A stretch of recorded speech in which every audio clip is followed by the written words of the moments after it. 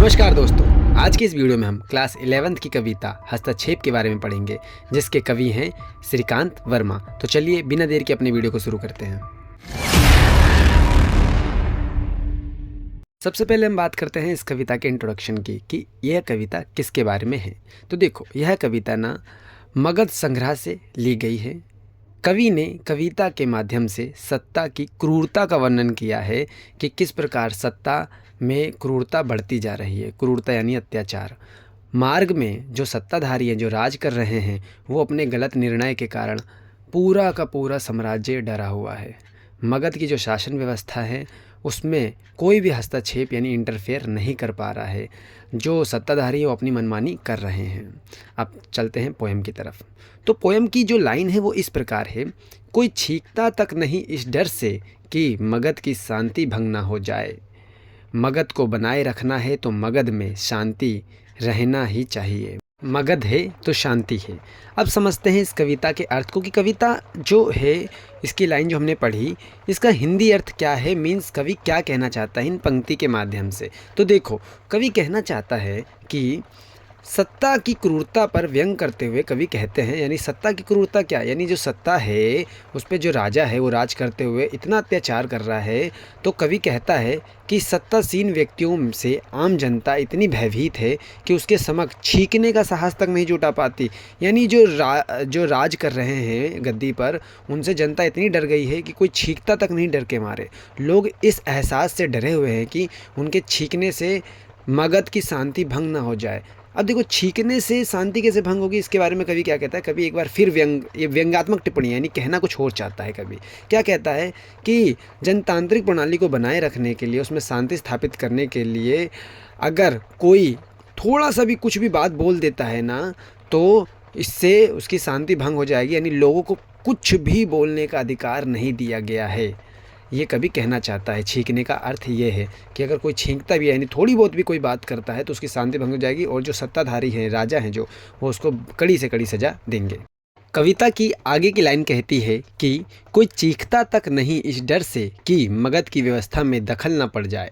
मगध में व्यवस्था रहनी ही चाहिए, तो कहाँ रहेगी, रहने को तो नहीं। इस लाइन के जरिए ना कवि कहना चाहता है कि जनतंत्र के नाम पर जो सत्तासीन व्यक्ति हैं, जो अत्याचार कर रहे हैं, जो गलत निर्णय ले रहे हैं, लोगों को दुख दे रहे हैं, वे सत्ता की क्रूरता से इस प्रकार भयभीत हैं कि अपने डर के मारे चीखने की हिम्मत नहीं जुटा पा रहे। यानी जो लोग हैं ना, वो सत्ताधारी लोगों से इतना डर गए हैं कि वो उनके सामने बोलने तक तो छोड़ो, चीखने तक की हिम्मत नहीं जुटा पा रहे। आम आदमी सोचता है कि कहीं मेरी चीख से जनतंत्र की व्यवस्था भंग ना हो जाए। यानी थोड़ा भी चिल्ला देगा तो क्या होगा, वो जो सत्ता है वो उसकी व्यवस्था बनेगी नहीं, उसकी व्यवस्था बिगड़ जाएगी। इसलिए लोग चीखने तक से क्या कर रहे हैं, घबरा रहे हैं। ये लाइन कह रही है। आगे कभी कहता है कि कोई टोकता तक नहीं इस डर से कि मगध में टोकने का रिवाज ना बन जाए।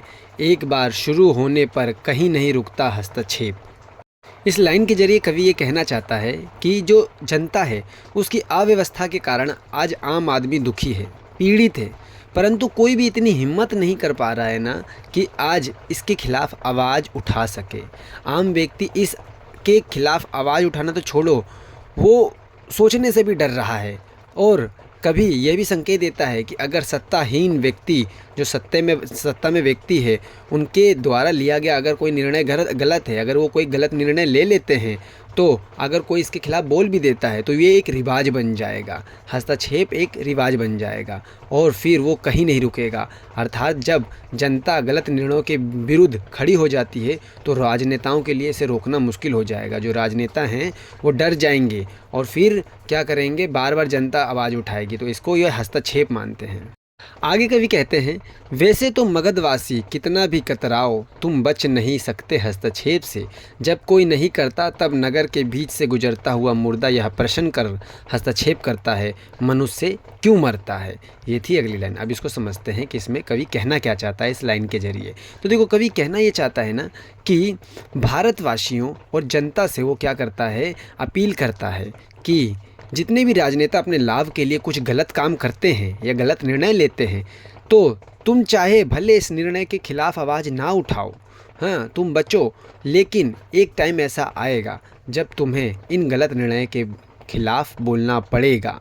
जब एक मुर्दा आवाज़ बुलंद कर सकता है तो तुम जीते जी आवाज़ क्यों नहीं बुलंद कर सकते।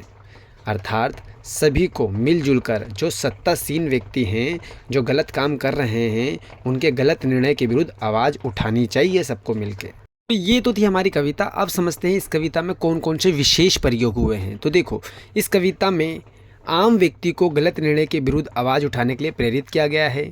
तत्भव शब्दों का प्रयोग है, मुक्त छंद है, भाषा सरल और सहज है। दोस्तों, आज की वीडियो यहीं पर समाप्त होती है। वीडियो अगर आपको पसंद आए तो वीडियो को लाइक करें, हमारे चैनल को सब्सक्राइब करना ना भूलें और अपने दोस्तों के साथ इसको शेयर जरूर करें। मिलते हैं आपसे ऐसे ही नेक्स्ट वीडियो में।